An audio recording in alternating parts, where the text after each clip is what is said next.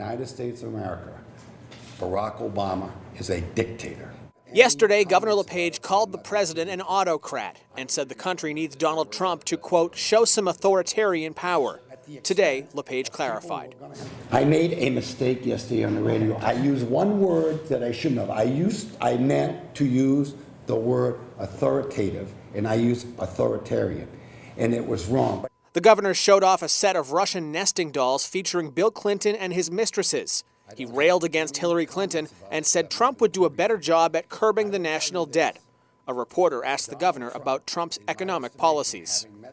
I don't know enough about him. I'm just campaigning right now. I don't know enough about his policies. LePage also took a jab at Senator Susan Collins, who wrote an op-ed more than 2 months ago about why she won't be supporting either of the major party presidential candidates. She may not like Donald Trump, but having a press conference criticizing him and said, I won't vote for him, is not what we, the people who elected her, expect of her. That's my criticism of her and every other one that does it.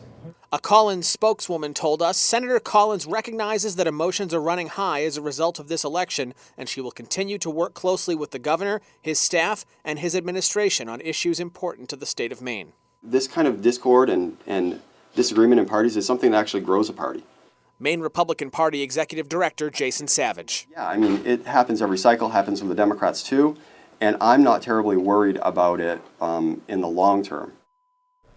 And part of a statement from the Maine Democratic Party chairman reads, LePage is completely unhinged and hardworking Mainers are exhausted by the negative national media attention that their governor can't stop creating.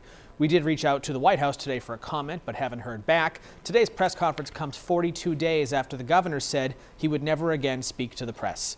I'm Paul Merrill, WMTW News 8.